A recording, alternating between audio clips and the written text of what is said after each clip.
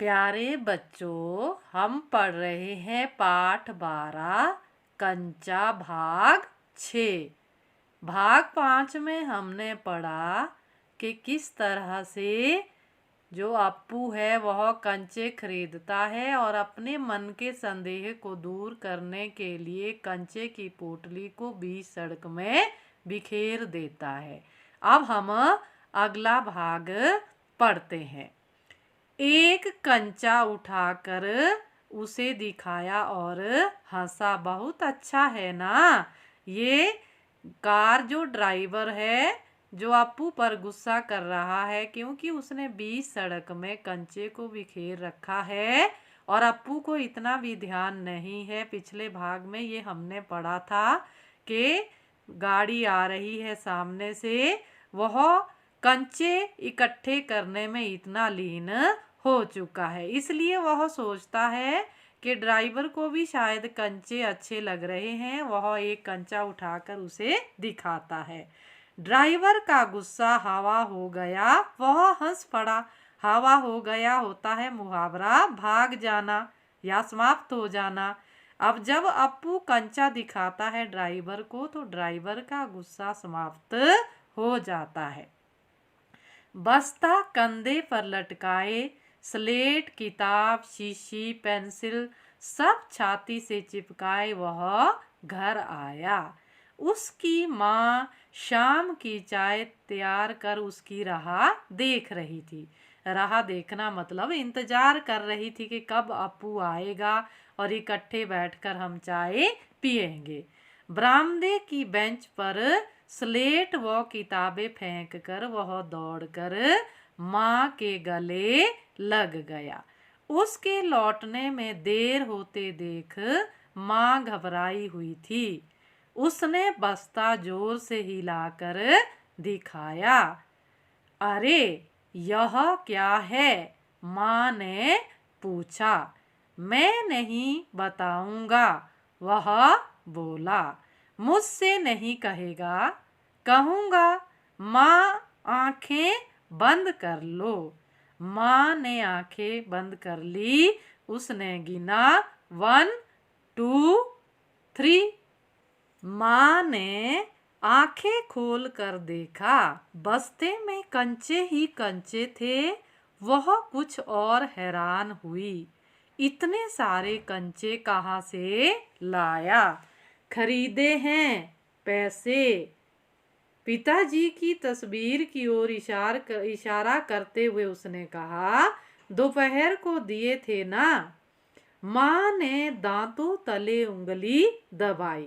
दांतों तले उंगली दबाना होता है हैरान रह जाना या आश्चर्यचकित होना। जब माँ ने अप्पू के बस्ते में इतने सारे कंचे देखे तो वो हैरान हो गई कि इतने सारे कंचे के लिए उसने पैसे कहाँ से लिए। तो अप्पू क्या कहता है कि पिताजी ने दोपहर को जो 1 रुपया 50 पैसे फीस के लिए दिए थे, उन सब पैसों के मैंने कहते कंचे खरीदे हैं। फीस के पैसे? माँ ने इस तरह से पूछा। इतने सारे कंचे काहे को लिए? आखिर खेलोगे किसके साथ? उस घर में सिर्फ वही है। उसके बाद एक मुन्नी हुई थी, उसकी छोटी बहन मगर। मगर मतलब उसका देहावसान हो गया, अर्थात उसकी मृत्यु हो चुकी है, ऐसा यहाँ पे माँ कहना चाहती है। तो ऐसा कहते कहते माँ की पलकें भीग गई। पलकें भीग गई मतलब उनकी आंखों में आंसू आ गए। उन्हें अपनी छोटी बेटी की याद आ गई जो अब इस दुनिया में नहीं थी। तभी माँ कह रही है कि इतने कंचे तो ले लिए, अब खेलोगे किसके साथ? उसकी माँ रो रही है। अप्पू नहीं जान सका कि माँ क्यों रो रही है। क्या कंचा खरीदने से? ऐसा तो नहीं हो सकता। तो फिर? तो अप्पू को ये बात समझ नहीं आ रही है कि माँ क्यों रो रही है। क्या उसे मेरे कंचे खरीदने से कोई दिक्कत हुई है? उसकी आंखों के सामने बूढ़ा दुकानदार और कार का ड्राइवर खड़े खड़े हंस रहे थे।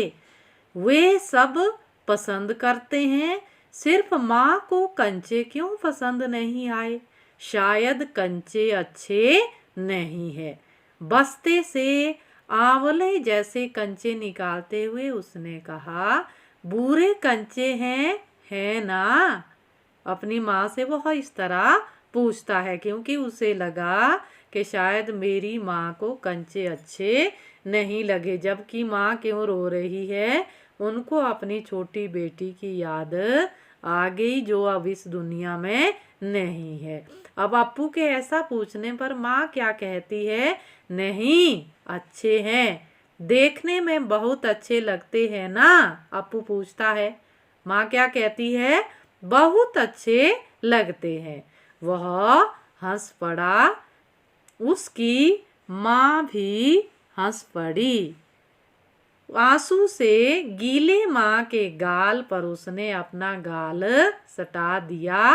अब उसके दिल से खुशी छलक रही थी। तो बच्चों, ये हमने कहानी का छठा भाग भी आज समाप्त कर लिया है।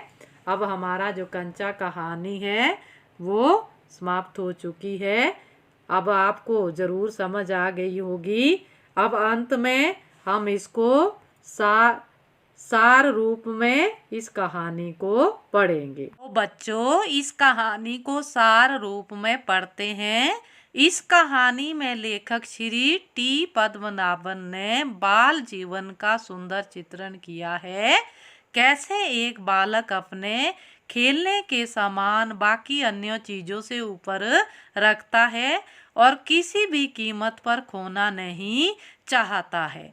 अप्पू हाथ में बस्ता लटकाए नीम के पेड़ों की घनी छाया से गुजर रहा था। वह सियार कौवे की कहानी का मन ही मन मजा ले रहा था। वह चलते चलते एक दुकान पर पहुंचा। वहां अलमारी में कांच के जार रखे हुए थे। कंचे सफेद गोल बड़े आंवले जैसे दिख रहे थे। वो कंचे को देखते देखते उसमें खो गया। वह कंचे लेना चाहता था परंतु इसलिए नहीं खरीद पाया क्योंकि स्कूल की घंटी बज चुकी थी। सब बच्चे स्कूल पहुंच गए थे। उसे भी स्कूल जाना था। अब शर्त के अनुसार उसे बेंच में सबसे पीछे बैठना पड़ा। मास्टर जी रेलगाड़ी का सबक पढ़ाने लगे लेकिन अप्पू का ध्यान कहीं और था। मास्टर जी के पूछने पर वह सही जवाब नहीं दे सका, इसलिए मास्टर जी ने उसे बेंच पर खड़ा कर दिया और उसको देखकर सारे बच्चे उसकी हंसी उड़ाने लगे क्योंकि अप्पू का ध्यान कक्षा में नहीं था। मास्टर जी अपना घंटा समाप्त कर चले गए। अप्पू अब भी यही सोच रहा था कि कंचे कैसे लिए जाएं। मास्टर जी ने सब बच्चों को फीस भरने के लिए कहा। सब बच्चे अपनी फीस भरने क्लर्क के पास चले गए। मास्टर जी के कहने पर अप्पू भी बेंच से उतरकर फीस भरने गया। बच्चे एक एक करके फीस भरने लगे। ज़्यादातर बच्चों ने फीस भर दी लेकिन अप्पू अभी भी कंचे के बारे में सोच रहा था। घंटी बजने पर सभी बच्चे कक्षा में आ गए। शाम को वह इधर उधर घूमता रहा। मोड़ पर उसी दुकान पर पहुंचकर वह शीशे के जार में रखे कंचे देखने लगा।